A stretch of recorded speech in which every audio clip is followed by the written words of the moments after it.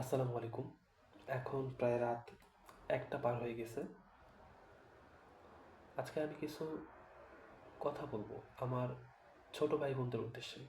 এখানে যদি কেউ আমার রিলেটিভস থেকে থাকে, দয়া করে আমার বাবা মাকে অবগত করবেন না, কারণ তারা কষ্ট পাবে। দেখো, প্রত্যেকেই কিন্তু সফল হওয়ার পর তার জার্নিটা রিপ্রেজেন্ট করে। এখন আমি কিন্তু আজকে আমার ব্যর্থতার গল্পটা বলবো। প্রকৃতপক্ষে আমি কিন্তু সফল, কিন্তু অনেক কিছুর কারণে আমি নিজেকে ব্যর্থ মনে করি। জাস্ট এটা একটা এই মিড নাইটে এই জিনিসটা না।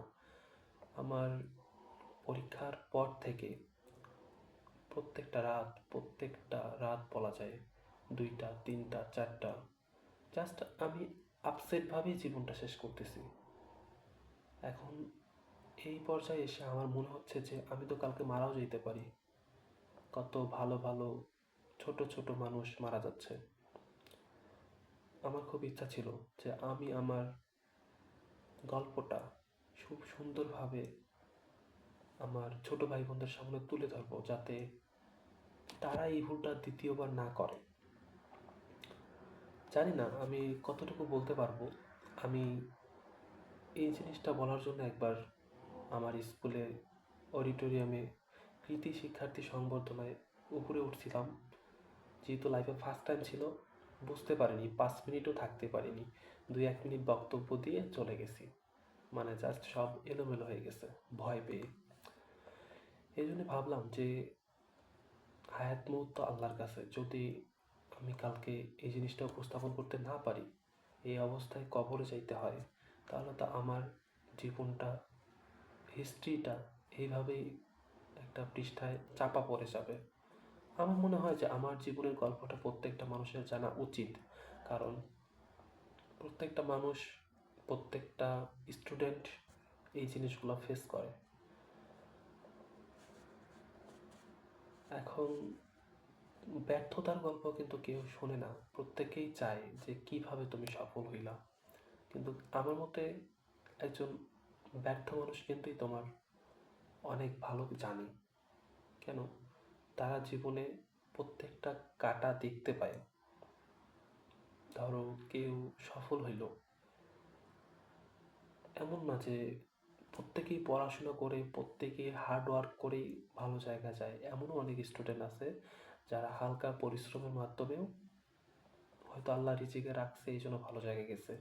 মানে আমি যেটা বলতে চাচ্ছি যে একটা জিনিস শিক্ষা দেওয়া আর শিক্ষা নেওয়া মানে টোটালি কিন্তু আলাদা ডিফারেন্স। আমি এখানে যেমন কথা বলতেছি, তোমার কিন্তু শুনতে বিরক্ত লাগতেছে যে কি বলতে চাচ্ছে, কি বলতে চাচ্ছে। আমি আজ থেকে 1.5 বছর হয়ে যায় আমার মেডিকেল এক্সামের। আমি খুব ভালো ছিলাম। আমি যখন ছোট ছিলাম, ছোট বলতে ক্লাস 6 থেকে ক্লাস 8, 9, 10 কথা বলতেছি, একাকী জীবন কাটাইতাম। বাবা মার সাথে থাকতাম, বিশেষ করে আম্মুর সাথে ঘরোয়া কাজ করতাম। মানে আমার কোনো ফ্রেন্ড ছিল না বলতে গেলে। যখনই তাদের একটু অবাধ্য হইলাম, তখনই আমি মানে একটু উচ্ছৃঙ্খল টাইপের হয়ে গেলাম, তাদের কথা শুনতেছি না। যখন এসএসসিটা পার করলাম, মানে আমার মাঝে একটা উঠতি বয়স জাগলো। সবাই তো তখন ইন্টারে প্রাইভেট পড়ার জন্য বিভিন্ন জায়গায় যায়, যে এইখানে পড়বে, ব্যাস করো এইখানে পড়বে। আমি প্রথমের দিকে একটু দূরে সাইকেলে করে প্রাইভেট পড়তে যাইতাম, অসুবিধা হইতো। এই জিনিসটার জন্য আমি কি করলাম, মেয়েদের সাথে পড়াশুনো করলাম। এখন একটা পর্যায়ের পর হয়তো ওর সাথেও আমার কোনো যোগাযোগ ছিল না। ও মানে আমি বর্ডার গার্ডে ছিলাম, ও পুলিশ লাইন্সে, মানে আমি পুলিশ লাইন্সে গেছি, ও বর্ডার গার্ডে আসছে। এখন ওর সাথে আমার কোনোভাবে কোনো লিঙ্ক ছিল না যোগাযোগের। হয়তো স্যারের মাধ্যমে কথা হয়েছিল। মানে মোট কথা, মানে I am badly in affected in relationship. আমি বুঝতেছি আমার সময় যাচ্ছে, আমার প্রত্যেকটা জিনিসের প্রবলেম হচ্ছে, কিন্তু আমি নিজেকে আবার বোঝাইতে চাচ্ছি যে না, আমি দুইটাই ক্যারি করতে পারবো। আমার কিন্তু ফার্স্টে কোনো স্বপ্ন ছিল না যে আমাকে ডাক্তার হতেই হবে। আমার কখনো এই জিনিসটা ছিল না। আমি বলতে পারবো না যে ছোটবেলা থেকে আমি স্বপ্ন দেখছি যে আমি ডাক্তার হব। এই ধরনের কোনো কন্ডিশন ছিল না আমার জীবনে। যখন এসএসসিটা পার করলাম, প্রাইভেটে শুনলাম যে হ্যাঁ, যারা ডাক্তার তারাই মানুষ, হ্যাঁ যারা ডাক্তার তারাই ভালো কিছু করবে, হ্যাঁ যারা ডাক্তার তারাই মেধাবী। আস্তে আস্তে ওই জিনিসটার প্রতি একটা মোহ কাজ করতে শুরু করলো। এখন স্বপ্ন কিন্তু আমার দুই ভাগে ভাগ হয়ে গেল। এক, রিলেশনশিপটাকে জয় করা, যে না আমি ভালো কিছু করে ওকে বিয়ে করব। দ্বিতীয়ত, আমাকে আমার পড়াশোনাটা আবার ক্যারি করতে হয়। কিন্তু আমি ওই সময় বুঝতাম না যে দুইটা জিনিস কখনো একসাথে হয় না। আমি যাকে ভালোবাসতাম, ভালোবাসা তো পাপ না। অনেকে বলবে যে এই জিনিসগুলো কেন অনলাইনে ফ্লাশ করা হচ্ছে, ভাই দরকার কি এগুলো বলার অনলাইনে? ভাই এটা প্রত্যেকটা বেশিরভাগ স্টুডেন্টের সাথে এই জিনিসগুলো ঘটে থাকে। এই জন্য আমি জিনিসটা উপস্থাপন করতে চাচ্ছি যে একটা পর্যায়ের পর যখন ও সাথে আমার অ্যাফেয়ার যুক্ত হইলাম, ভালো লাগা কাজ করলো। আমি জানতে পারলাম যে ও আমাকে ভালোবাসে ঠিকই, একতরফা ভালোবেসে ফেলছে ঠিকই, কিন্তু ওই কিন্তু আমাকে বলছে আগে যে আমার একটা রিলেশন ছিল, আবার ও এখন একটা বর্তমান রিলেশনে আছে, আমি আবার সেগুলো চোখ দিয়ে দেখতেছি। কিন্তু ওই যে একসাথে প্রাইভেট পড়া, সারাদিন একসাথে বসে থাকা, একসাথেই সব কিছু, ও আবার আমাকে বেস্ট ফ্রেন্ড বানাইছিল, এই জিনিসগুলো একটা টোটালি একটা ঘোরের মধ্যে ছিলাম আমি। এমনকি ও এই জিনিসটা ফেস করছে, যার কারণে একটা রানিং রিলেশন ওদের শেষ করে দিয়ে ও আমার সাথে এঙ্গেজড হয়, কারণ আমার সাথে ওর সম্পৃক্ততাটা বেশি ছিল। এখন একটা পর্যায়ের পর যখন আমি কোনো কিছু করতে পারতেছি না, আর না পারতেছি এটা কন্টিনিউ করতে, না পারতেছি পড়াশোনা করতে, সব কিছু যখন আমার এলোমেলো লাগতেছে, আমি তো নিজেকে বুঝতেছি আমি কি করলাম, যে আমরা যেটা করতেছি সেটা পাপ। কারণ একটা থেকে একটা পর্যায়ে চলে যাচ্ছে জিনিসটা। আমি বললাম যে আমরা বিয়ে করি, বাসায় বলি, কিন্তু এই বয়সে এই সিচুয়েশনে তখন বিয়ের কোনো পসিবিলিটি ছিল না। একটা পর্যায়ের পর বাসায় যখন জানাজানি হইলো ওদের বাসা থেকে, আমি চলে আসলাম টোটালি।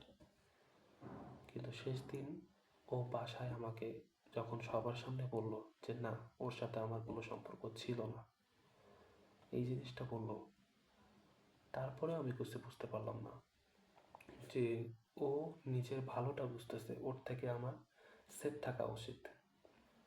তারপরেও আমি পরে ওর সাথে যোগাযোগ করলাম, যখন ওর বাসা থেকে বের হয়ে আসলাম আবার কথা বলা শুরু করলাম। এখানে টোটালি একটা থার্ড পার্সন ছিল, যার কারণে এই বিশৃঙ্খলাটা। কিন্তু আমি চাইতাম না যে আমি এইসবের মাঝে থাকি, টাইম পাস করি। আমি ওকে নিয়ে খুব সিরিয়াস ছিলাম যে না, আমার ওকেই লাগবে। আমার এমনও সময় গেছে যে এই রকম যে ও আমার সাথে রিলেশনে থেকে ও ওর সাথেও কথা বলছে, আবার আরেকটা ছেলের সাথেও কথা বলছে। এই জিনিসগুলো যখন একবার নয়, দুইবার নয়, মানে আমি 7 থেকে 8, মানে 8বার এই ধরনের হয়তো ওকে জাজ করছিলাম। ওর ফেসবুক আইডি দিয়ে দেখছিলাম, আবার কল লিস্ট দেখছিলাম, ও অস্বীকার করে, আবার পরক্ষণেই ধরা পড়ে। মানে এই জিনিসগুলো যখন আমি দেখি তখন নিজেকে মানতে পারি না। অনেকে কিন্তু এই জিনিসগুলো কোনো কিছুই ভাবে না। একটা পর্যায়ের পর আমার টোটালি মাথাটা একদম জ্যাম হয়ে গেল। আমি এমনই একটা ঘটনায় আমাকে বলছে যে ওদের স্কুল থেকে পিকনিকে যাবে, ও ওই ছেলের সাথে কোনো কথা বলে না, ওর সাথে ওর কিছু হবেও না। কিন্তু সেই ছেলে পিকনিকে ওর সাথে ঘুরছে, কথা বলছে, ওকে চকলেট দিছে, ও নিছে, সেটা আবার আমি জানছি। আমার সেই দিন টেস্ট পরীক্ষা আমি টেস্ট পরীক্ষা দিতে যাইনি। আমি বিছানায় আমার বাবা মার সামনে গড়ায় গড়ায় কান্না করছি। আমার বাবা মা যেভাবে মানুষ অবহেলার চোখে দেখে, একটা মানুষকে যেমন মায়া লাগে না, সেইভাবে আমাকে দেখতেছে, কিচ্ছু বলতে পারে না। কারণ আমি ইতিমধ্যে তাদের প্রতি অবাধ্য। কারণ তাদের কথা আমার ভাল লাগতেছে না যে আমার ওকেই লাগবে। আমার বাবা মা সব কিছুতে হার মানিয়ে নিছিল যে ও এখন জীবনটা বাঁচা খরচ, কারণ ও এখন যে ট্রমাটা আছে, ও কখন কি হয়ে যায়, ওই জন্য আমাকে কিছু বলতো না।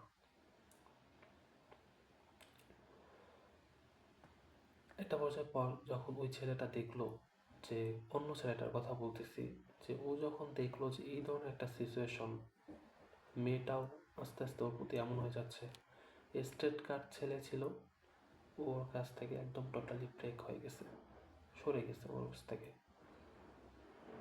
আজ ওই ছেলে, আমরা কিন্তু তিনজনই অ্যাডমিশন ক্যান্ডিডেট, বগুড়া জিয়াউর রহমান মেডিকেলে পড়াশোনা করতেছে। এটাও সার্থকতা, কারণ ও নিজের ভালোটা বুঝছে, ও সরে গেছে, ও পড়াশোনা করছে, ও ভালো কিছু করছে। ওর প্রতি আমার কোনো অভিযোগ নেই, কারো প্রতি অভিযোগ নেই। কারণ আমার আজকের এই অবস্থার জন্য আমি দায়ী। অবশ্যই এটা আমার ব্যক্তিগত ব্যাপার। বাবা মার অবাধ্য ছিলাম, এই ধরনের কাজে যুক্ত ছিলাম, যার কারণে নিজেকে কন্টিনিউ করতে পারিনি। কিন্তু তারপর যখন আমি এখান থেকে চলে আসলাম, একটু ওই ধরনের পরিবেশগুলো শান্ত হইলো, আমি পড়াশোনা আবার শুরু করলাম। আগে প্রাইভেটে পড়তাম, তারপরে অনলাইনে এসিএসে যুক্ত হলাম। তারপরে বুঝতে পারলাম যে না, আমি তো ভুল করতেছিলাম, এই ধরনের কাজ করতেছিলাম, এগুলো ঠিক হয়নি। আমি বুঝতেছি, আবার ভুলে যাচ্ছি। ও মেসেজ দিচ্ছে, আবার পরক্ষণে আমি ঠিক হয়ে যাচ্ছি, আবার এইভাবে চলতেছে। এইভাবে একটা পর্যায়ে চলতে চলতে এদিকে পড়াশোনাও হালকা করি, এইদিকে কথাও বলি ওর সাথে। কিন্তু দুই নৌকায় পা দিয়ে তো কিছু হয় না। আমার এসএসসি রেজাল্ট দিল, জিপিএ পাইলাম, কিন্তু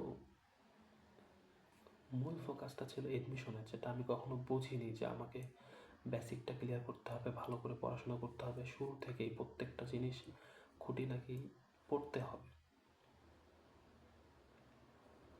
যখন অ্যাডমিশনের সিচুয়েশন আসলো, ও আমাকে বললো যে ও টোটালি ওর সাথে কথা বলা অফ করে দিছে।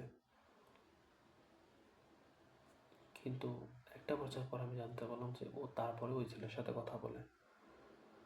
কিন্তু আমার ইচ্ছা ছিল যে যাই হোক আমি ওকেই নিব, আমি ওকে ওর কাছ থেকে বিরত রাখবই। শেষমেশ আমি ওই কাজটার জন্য সফলও হই, কিন্তু একটা পর্যায়ের পর দেখি যে আমি নিজেই অতল সাগরে ডুবে গেছি। আমি না পারতেছি পড়া কমপ্লিট করতে, না পারতেছি, মানে আমার মাথায় শুধু এই জিনিসগুলো এখন বারবার ভয় লাগে যে ওর সাথে কথা বলতেছি কিনা, কিছু হচ্ছে কিনা। কারণ আমি তো এখন দূরে, আগে ওর বাসায় প্রাইভেট পড়তাম, এখন যেহেতু প্রাইভেট নেই। কিন্তু তখন থেকে বুঝতে পারলাম যে মেডিকেল জিনিসটা কি, মেডিকেল লাইফটা কি। আবার বিভিন্ন কাজের বিভিন্ন প্রয়োজনে মেডিকেলে যাওয়া হয়েছিল, মানে ওই জায়গাটা যে একটা আলাদা ভালো লাগা কাজ করে। যারা ইঞ্জিনিয়ারিং প্রিপারেশন নেয় তারা কিন্তু একটা না একটা জায়গায় নিজেকে খাপ খাওয়ায় মেনে নিতে পারে নিজের জীবনটা। বুয়েটে হলো না, চুয়েট রুয়েট কুয়েট, যে কোনো কোথাও তারা সিএসসি নিয়ে পড়তে পারবে, তাদের কিন্তু ওই আফসোসটা হয় না। কিন্তু আমি একটা মধ্যবিত্ত সন্তান হিসেবে, যেহেতু আমার বাবার প্রাইভেটে পড়ানোর মতো কোনো ক্ষমতা নেই, আমি মেডিকেলে না টেকার পর এই পরের দিন থেকে আমি বুঝতে পারি যে আমি কি হারাইলাম। কিন্তু এই জিনিসটা আমি প্রথমে বুঝতে পারলাম না। যেই দিন মেডিকেল পরীক্ষা দিই, আমি সেই দিনও বুঝতে পারিনি যে আমার এই ধরনের একটা অবস্থা হবে। এমনকি মেডিকেলের 7-8 দিন আমি আগ থেকে পড়াশোনা টোটালি বাদ দিয়ে দিছি এই জিনিসগুলো নিয়ে। কারণ ওর সাথে আমার ঝগড়া লাগে প্রতিনিয়ত, প্রত্যেকটা দিনই ঝগড়া লাগে। শেষে এমন একটা পর্যায় হয়ে গেছে, ও করতে পারেনি, যে শেষের 7 থেকে 8 দিন আমি টানা পড়াশোনা অফ করে দিছি একদম নার্ভাসনেসের কারণে, যে না আমি পড়বো না, আমার হবে না। আমার মানে স্বপ্ন ছিল ওকে নিয়েই। আমি ওর জন্য রাস্তায় পর্যন্ত গেছিলাম, কিন্তু 2 থেকে 3 বার হয়তো বাসা থেকে বের হয়েছে। মানে আমি আমার সর্বস্বটা দিয়ে ওকে বলছিলাম, যেহেতু হয়তো এমন তো হয়, এমন তো না যে আমি খারাপ কিছু চাচ্ছি, হয়তো আমাকে সমাজ বুঝছে না, খারাপ ভাবতেছে যে আমি কি করে খাওয়াবো। কিন্তু আমার এতটুকু ইচ্ছা ছিল যে আমি হালাল একটা জিনিস অর্জন করতে চাচ্ছি, যে আমি পাপে থাকবো না। ওর প্রতিও একটা আমার তখন আস্থা তৈরি হবে। বিষয়টা আমরা পারিবারিকভাবে মেনটেন করে নিই, যেহেতু ও তখন আমার প্রতি ভালো লাগা কাজ করছিল। আমার এটা বিশ্বাস ছিল যে ও আমাকে বিয়ে করবে, কিন্তু আলটিমেটলি এই জিনিসটা কিন্তু হয় না। কারণ একটা মেয়ে মানুষ, বেশিরভাগ মেয়ে মানুষ তার নিজের সাইডটাকে দেখে। কারণ আমি তো বেকার, আমি তো এই মুহূর্তে কিছু করি না। ফার্স্ট টাইম মেডিকেল আমার হইল না। আমি তখন কাটমার্ক ছিল 73.25, আমি পাইলাম 70। অথচ আমার ম্যাক্সিমাম মার্ক কিন্তু কোচিংয়ে 60-65 থাকে। আমি কখনো ভাবতামও না যে আমাকে মেডিকেলে চান্স পেতে হবে, এই ধরনের কিছু করতে হবে। কিন্তু আমি যখন মেডিকেল পরীক্ষার পরের দিনটায় পা দিলাম, আমার ভিতরটা খারাপ লাগা কাজ শুরু করলো, যে আমি আমার জীবন থেকে কি হারায় ফেললাম। আমি নিজেকে বোঝাইতে পারলাম না। 1 দিন যায়, 2 দিন যায়, 3 দিন যায়, এরকম 4-5 দিন আমি বিছানায় শুয়ে থাকি আর কান্না করি যে আমি কেন এগুলো করছিলাম, আমি তো পড়তে পারতাম। কিন্তু এটা মানুষ মন।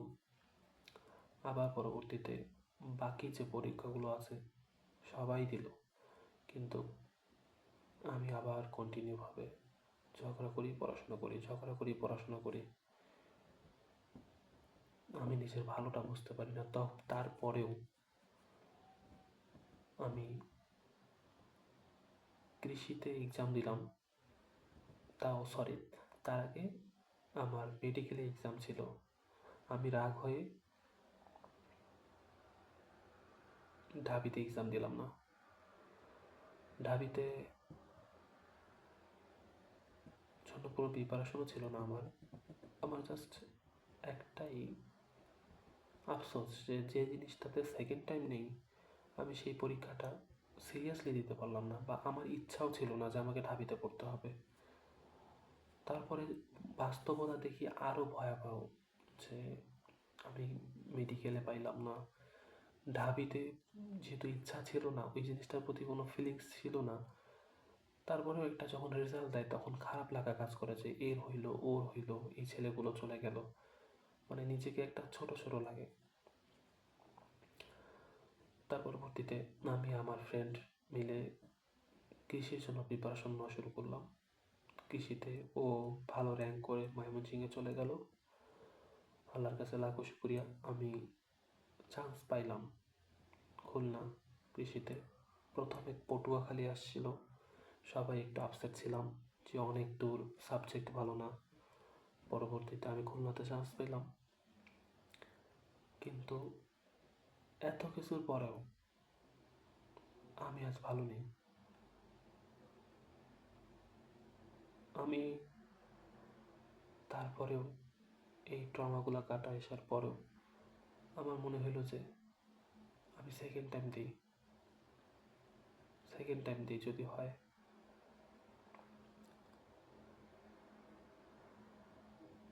জানি না কেন মেডিকেলের প্রতি একটা অন্যরকম ভালোবাসা সৃষ্টি হয়ে গেল। কিন্তু ভালোবাসাটা এই জায়গায় ভাগ হয়ে গেছে, ওর প্রতি একটা, এই মেডিকেলের প্রতি একটা।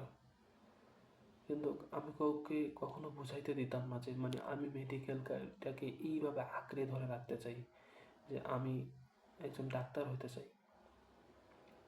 আমি মেডিকেলে যাইতাম, অঝরে গলা ছাড়ি দিয়ে কান্না করতাম, একটা দালানের পাশে দাঁড়াইতাম, শুধু রোগীগুলাকে দেখতাম। ডাক্তার যে ছোট ছোট ছিল, যারা ফার্স্ট ইয়ার বা থার্ড ইয়ার সেকেন্ড ইয়ার এই ধরনের হবে, তারা যে একসাথে গোল হয়ে একটা ট্রিটমেন্ট করতেছে, এই জিনিসগুলো শুধু দেখতাম। আমার মনে হইতো যে সেকেন্ড টাইম থেকে তো অনেকে চান্স পায়, আমি চেষ্টা করি না যদি পারি। আমি তো খারাপ স্টুডেন্টও না একেবারে, ওরা পারলে আমি কেন পারবো না। আমি কিছুদিন পড়ি, কিছুদিন পড়ি না, আবার যেহেতু ওর সাথে আমার কথা চলে, আবার ঝগড়া হয়, আবার পড়ি, আবার পড়ি না। যেহেতু ও আবার মেডিকেল প্রিপারেশন নিচ্ছে, এই ভয়টাও আমার মাঝে আছে যে ওর যদি হয়, আমার না হয়, এই জিনিসটা কেমন লাগবে। আর সব থেকে খারাপ লাগে এই জায়গাটায় যে ওই ছেলেটার মেডিকেল হয়ে গেছে, আমার হইল না। আবার ও আবার ওই ছেলেটাকে ভালোবাসছিল, মানে যেটা একটা জেলাস ফিল বলে। বাস্তবিক অর্থে এগুলো কিন্তু জীবনের কিচ্ছু না। আমার জীবনে এগুলো যেগুলো ঘটছে এগুলো কিচ্ছু না, কিন্তু আমি জিনিসগুলো মেনে নিতে পারিনি। আমি যদি সব কিছু সহ্য করতাম, ও কার সাথে কি করতো সেগুলো না ঘাটতাম, ওগুলোকে না শুনতাম, নিজের মতন করে পড়াশোনা করতাম, আজকে আমি একটা ভালো জায়গায় যাইতাম। আমি ভালো জায়গায় আছি, কৃষিতে তো ভেটেরিনারি খারাপ না, এটাও তো ডাক্তারি সাবজেক্ট। কিন্তু সমাজ, পরিবেশ, মানুষ সবাই মেডিকেলটাকেই এমনভাবে প্রশ্রয় দিয়েছে যে এটাই সব, বাকি কোনো পড়াশোনাই না। আমার সেকেন্ড টাইম মেডিকেল প্রিপারেশন শুরু হইল। আমি টাকা ছিল না ওইভাবে, বাবা মার চাইলে দিত, কিন্তু আমারই কেমন লাগতো যে এতগুলো টাকা ফার্স্ট টাইম খরচ করলাম, আবার টাকা নিব কোন মুখে। আমি অনলাইনে কোর্স কিনলাম 1800 টাকা দিয়ে, ওইটা দিয়ে পড়াশোনা শুরু করলাম। কিছুদিন পরই প্রথমের দিকে ভালোই পড়লাম, আবার পড়লাম না। পড়াশোনায় রেগুলারিটি ছিল না আমার। আমি অনেকবার মনে হইতো যে 10 ঘন্টা পড়বো, 10 ঘন্টা পড়তে হবে, কিন্তু কখনো রেগুলারিটি মেনটেন করতে পারতাম না। এইভাবে চোখের পলকে দেখতে দেখতে কখন যে মেডিকেল পরীক্ষা চলে আসলো আমি বুঝলাম না। আর পরীক্ষার সেকেন্ড টাইম পরীক্ষারও 4 থেকে 5 দিন আগে আমি আপসেট হয়ে গেলাম আমার পরীক্ষার মার্ক থেকে। কারণ সেকেন্ড টাইম হিসেবে আমার মার্ক একটু বেশি পাওয়া দরকার, সেইখানে আমি আবার আগের মতন 60, 65 এই ধরনের মার্কই পাচ্ছি। আমার মেডিকেলটার প্রতি এতটাই একটা ভালো লাগা কাজ করতেছিল ভিতর থেকে যে আমি এই জিনিসটা না হলে কোনোভাবেই নিজেকে মেনে নিতে পারতেছি না। জানি না এটা পরিবারের কারণে না এই সমাজের মানুষের কারণে, কারণ তারা তো এই জিনিসটাকেই শুধুমাত্র প্রশ্রয় দেয় যে এরাই শুধু ভালো স্টুডেন্ট। যে কারণেই হোক, এই মেডিকেলটার প্রতি আমার একটা অন্যরকম একটা ভালোবাসা সৃষ্টি হয়ে গেছিল। এখন সেই জিনিসটা একবার মিস করছি, সামনের বারও মিস করতেছি। এমন অবস্থায় যখন কোনো কুল কিনারা পাচ্ছি না, আর এদিকে আমি একেও ছাড়তে পারতেছি না। আর এই দুইটা জিনিস নিয়ে আমাকে মেডিকেল পরীক্ষা বসতে হচ্ছে। অথচ সেকেন্ড টাইম আমার পরিকল্পনা এটাই ছিল যে আমি কাউকে জানাবো না যে আমি সেকেন্ড টাইম দিচ্ছি, যদি হয় তাহলে সবাই জানবে, এতটুকুই। আর আমি এবার ভালো করে পড়াশোনা করব, এবার কোনোভাবেই মিস করব না। কিন্তু এই স্পৃহাটা যে ছিল, এইটা কিন্তু বেশি দিন ধরে রাখতে পারিনি। আমি পড়তাম, পড়তে পড়তে মাঝে মাঝে কান্না করতাম, হাউমাউ করে। শুধু চোখে স্মৃতিগুলো ভাসতো যে আমি মেডিকেলে ঠেকছি, এইখানে যাচ্ছি, ওইখানে যাচ্ছি। আমি সবাইকে কষ্ট দিছি ওই মেয়েটার জন্য। ওই মেয়েটার জন্য পরিবারের সবাইকে কষ্ট দিছি। আমার ভাই, খালাতো ভাই, ফুফাতো ভাই, আত্মীয় স্বজন, বন্ধু বান্ধব সকলের কাছে ছোট হয়েছি। ইচ্ছা ছিল যে তাদের কাছে আবার ব্যাক করব, বলবো যে আমি বুঝিনি, তোমরা আমাকে মাফ করে দাও। তখন বুঝিনি জিনিসগুলো, যে আমি এগুলো ভুল করতেছিলাম। আমার একটা অস্ত্র হিসেবে কাজ করতো এই মেডিকেলে চান্স পাওয়াটা, যে আমি সবার সামনে আবার নিজেকে রিপ্রেজেন্ট করব, ক্ষমা চাইব, যে যার জন্য তোমাদেরকে এত কষ্ট দিছি, যে কারণে এই জিনিসগুলো করছি। আমি সেই সময় বুঝিনি, আমার বুঝটা ছিল না। আমাকে কিন্তু সবাই বুঝাইছে সেই সময় যে এগুলো জীবনের কিছু না, একটা পর্যায়ে আসবে, এগুলো কিচ্ছু না, তখন বুঝতে পারবি। আমি তখন শুনছি জাস্ট, কিন্তু ওই জিনিসগুলো মাথায় ঢোকেনি। ঢুকছে, বের হয়ে গেছে। প্রত্যেকটা মানুষ কিন্তু যখন একটা জিনিস ফেস করে, তারপরে সেই জিনিসটার মর্ম বুঝতে পারে। বললাম তো, মেডিকেল পরীক্ষার পূর্ব মুহূর্ত পর্যন্ত, আগের দিনও আমি বুঝিনি যে এই জিনিসটা না হলে আমার কি হবে।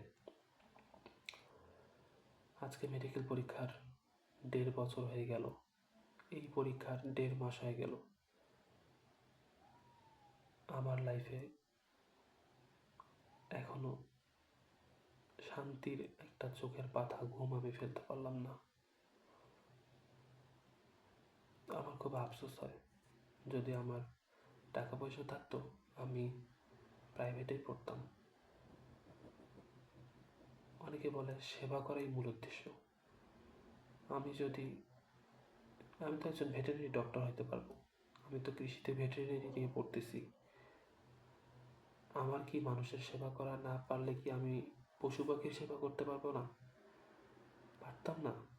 কিন্তু সমাজ আমাকে ছোট করে দিয়েছে, যে ওই ডাক্তারটাই আসল, এটা হচ্ছে পশু পাখির ডাক্তার। আমার এই জিনিসগুলো খুব খারাপ লাগে, যে আমি নিজেকে বোঝাইতে পারলাম না, সেই সময়টাকে কাজে লাগাইতে পারলাম না। আজ আমার বাবা অসুস্থ, চাকরি করতে পারে না, কিডনিতে সমস্যা, চলাচল করতে পারে না, রক্ত চলাচল সমস্যা। আজকে যদি আমি মেডিকেলে টিকতাম, অন্তত প্রাইভেট পড়ায় তো একটা দুইটা পরিবারটাকে সাপোর্ট দিতে পারতাম। এইখানে আমি কখনোই আমার ভাগ্যকে দোষ দিব না, কারণ এইবারও আমি ভালো করে আমার পড়াশোনাটা করতে পারিনি। কিন্তু আমি চাইছিলাম যে এইবার আমি ভালো করেই পড়াশোনা করব, টোটালি ওর সাথে কোনো ঝামেলা করব না, কথা বলবো না। কিন্তু যখন স্বপ্নটাকে ভাগ করে দিলাম, 2 ভাগ করে, একটাও পাইলাম না। পরিশেষে ও আমার হইল না, ও নিজের নিয়ে ব্যস্ত হয়ে গেল, আমি পড়ে রইলাম আমার জায়গায়। আমি যে একটা জায়গায় চান্স পাইছি, আমার মনে হয় না যে আমি কৃষিতে ফার্স্ট হইলেও এই খুশিটা আমার হইতো, কারণ আমার সম্পূর্ণ আবেগটা ছিল মেডিকেলের প্রতি, ভালো লাগা একটা যে জিনিসটা। আমি এখানে যত ভালোই করি, আমি তো আর মানুষের ডাক্তার হইতে পারবো না। একজন সেকেন্ড টাইমার একটা দীর্ঘ নিঃশ্বাস, একটা কি বলবো, শেষ হোক একটা সেকেন্ড টাইমারেরই থাকে। কারণ মধ্যবিত্ত পরিবারের কাছে সেকেন্ড টাইম ছাড়া প্রাইভেটে যাওয়ার কোনো অপশন থাকে না। কলেজের যে ছেলেগুলোকে এখন দেখি যে ডাক্তারি পড়তেছে, যাদেরকে চিন্তামও না, তাদেরকে দেখলেই খারাপ লাগে। অথচ আমিও তো খারাপ ছিলাম না। আজকে আমার এই রিলেশনশিপের কারণে এমন একটা খারাপ পরিস্থিতি নিজেকে গুনতে হচ্ছে। তাও যদি নিজেকে মেনে নিতাম, আমি নিজেকে বোঝাইতে পারতেছি না যে আমি তো একটা জায়গায় চান্স পাইছি, এটা তো একটা ডাক্তারি পেশা, আমি এটা কমপ্লিট করি। জানি না কেন মানুষের সেবা করার খুব ইচ্ছা ছিল। অজরে কাটতাম পড়তে পড়তে যে আমি একদিন ডাক্তার হব।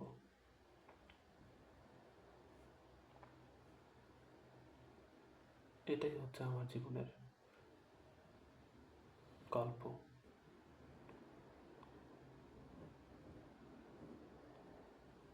আমি ছোট ভাই বোনদের কাছে হাত জোর করে রিকোয়েস্ট করব, তোমার যদি কখনো মনে হয় যে তুমি দুইটাই কন্টিনিউ করতে পারবা, যে না তোমাদের রিলেশনশিপটা টক্সিক না, তারপরে বলবো তোমার অ্যাডমিশন সময়টা এগুলো থেকে বিরত থাকিও। অনেক ভালো স্টুডেন্ট ছিলাম। ক্লাস 1 to 4 5 বরাবর এক রোল করে আসতাম।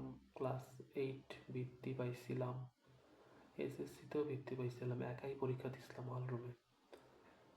যবে থেকে নারী সঙ্গ আসছে তবে থেকে আমার জীবনটা শেষ।